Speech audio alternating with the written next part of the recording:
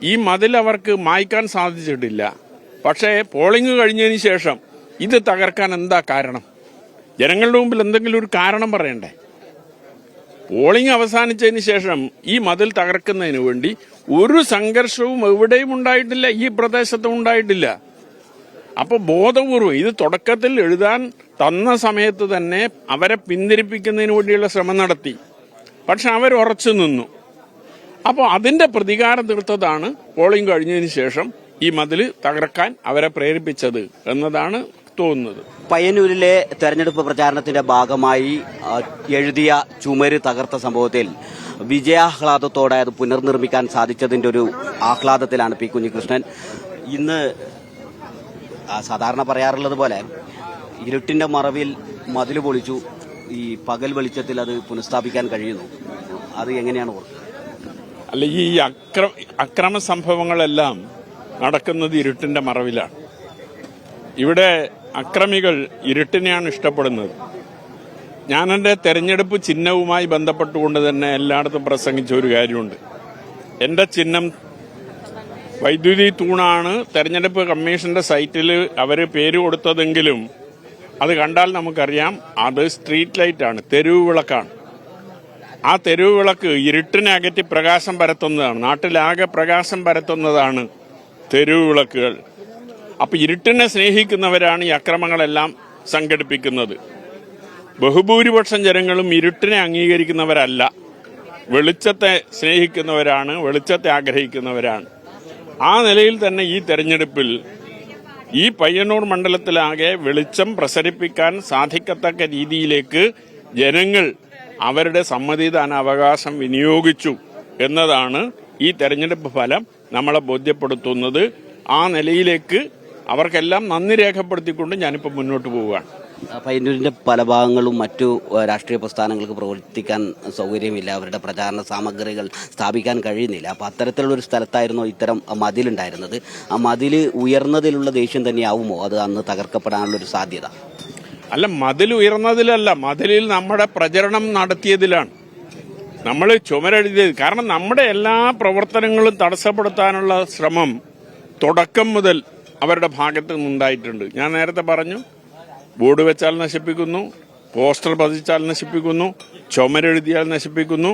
ഇതുപോലുള്ള കാര്യങ്ങളെല്ലാം അവർ തുടക്കം മുതൽ ചെയ്തിട്ടുണ്ട്. ഈ മതിൽ അവർക്ക് മായ്ക്കാൻ സാധിച്ചിട്ടില്ല. പക്ഷേ പോളിംഗ് കഴിഞ്ഞതിന് ശേഷം ഇത് തകർക്കാൻ എന്താ കാരണം? ജനങ്ങളുടെ മുമ്പിൽ എന്തെങ്കിലും ഒരു കാരണം പറയണ്ടേ? പോളിംഗ് അവസാനിച്ചതിന് ശേഷം ഈ മതിൽ തകർക്കുന്നതിന് വേണ്ടി ഒരു സംഘർഷവും എവിടെയും ഉണ്ടായിട്ടില്ല, ഈ പ്രദേശത്തും ഉണ്ടായിട്ടില്ല. അപ്പോൾ ബോധപൂർവം ഇത് തുടക്കത്തിൽ എഴുതാൻ തന്ന സമയത്ത് തന്നെ അവരെ പിന്തിരിപ്പിക്കുന്നതിന് വേണ്ടിയുള്ള ശ്രമം നടത്തി. പക്ഷെ അവർ ഉറച്ചു നിന്നു. അപ്പോൾ അതിന്റെ പ്രതികാരം തീർത്തതാണ് പോളിംഗ് കഴിഞ്ഞതിന് ശേഷം ഈ മതിൽ തകർക്കാൻ അവരെ പ്രേരിപ്പിച്ചത് എന്നതാണ് തോന്നുന്നത്. ഇത്തരം സംഭവങ്ങളിൽ പോലീസിന്റെ നടപടി എത്രത്തോളം ഉണ്ട്? അതിൽ എന്തെങ്കിലും പുരോഗതി വന്നിട്ടുണ്ട്? ഈ സംഭവങ്ങളിലെല്ലാം ഭരണസ്വാധീനം ഉപയോഗിച്ച് പ്രതികളെ സംരക്ഷിക്കാനുള്ള ശ്രമമാണ് അവർ നടത്തിയത്. പോലീസ് അതിന് കൂട്ടുനിൽക്കുന്ന ഒരു ശ്രമമാണ് നടത്തിയത്. ഒറ്റ കേസിൽ മാത്രമേ പ്രതികളെ അറസ്റ്റ് ചെയ്തിട്ടുള്ളൂ, അതും പല രീതിയിലുള്ള സമ്മർദ്ദങ്ങൾക്ക് വിധേയമാക്കിക്കൊണ്ടാണ്. അപ്പോൾ അതല്ലാതെ മറ്റൊരു നടപടിയും പോലീസിന്റെ ഭാഗത്ത് നിന്നുണ്ടായിട്ടില്ല. അത് ഈ രാഷ്ട്രീയ സമ്മർദ്ദത്തിന്റെ ഭരണസ്വാധീനത്തിന്റെ ഭാഗമായിട്ടാണ് അങ്ങനെ ഒരു നിലപാട് പോലീസ് സ്വീകരിച്ചത് എന്നതാണ് മനസ്സിലാക്കുന്നത്. പയ്യന്നൂരിൽ ഇനി വരുന്ന ദിവസങ്ങളിൽ MLA ആയതിന് വലിയൊരു മാറ്റം ജനങ്ങൾ പ്രതീക്ഷിക്കുന്നുണ്ട്. അത്തരമൊരു മാറ്റം ഈ അടുത്ത 5 വർഷം കൊണ്ട് ഉണ്ടാക്കാൻ കഴിയും എന്നൊരു ആത്മവിശ്വാസം. അല്ല, ജനങ്ങൾ മാറ്റം പ്രതീക്ഷിക്കുന്നുണ്ട്. അവർ പ്രതീക്ഷിക്കുന്ന രീതിയിൽ എല്ലാ കാര്യങ്ങളും 5 വർഷം കൊണ്ട് പരിഹരിക്കാൻ സാധിക്കും എന്ന വിശ്വാസം എനിക്കില്ല. കാരണം 57-ൽ കേരളം രൂപീകരിച്ച് ഇത്രയും കാലമായില്ലേ, എന്നിട്ടും നമ്മുടെ വികസനം വേണ്ടത്ര മുന്നോട്ട് പോകാത്ത പ്രദേശങ്ങൾ പലതും ഉണ്ട്. അത് 5 വർഷം കൊണ്ടൊന്നും പരിഹരിക്കാൻ സാധിക്കുന്നതല്ല. പക്ഷെ ഈ പ്രശ്നങ്ങൾക്ക് പരിഹാരം കാണാൻ സാധിക്കത്തക്ക രീതിയിലുള്ള നിലപാടുകളും പ്രവർത്തനങ്ങളും എന്റെ ഭാഗത്ത് നിന്നുണ്ടാകും എന്നതാണ് ഈ മണ്ഡലത്തിലെ വോട്ടർമാർക്ക് ഞാൻ നൽകുന്ന ഉറപ്പ്. വലിയൊരു പാർട്ടിയോട് ഒറ്റയ്ക്ക് പോരാടുകയാണ്. അപ്പോൾ ഇനിയും ആശങ്കകൾ ഉണ്ടോ, ഭയമുണ്ടോ?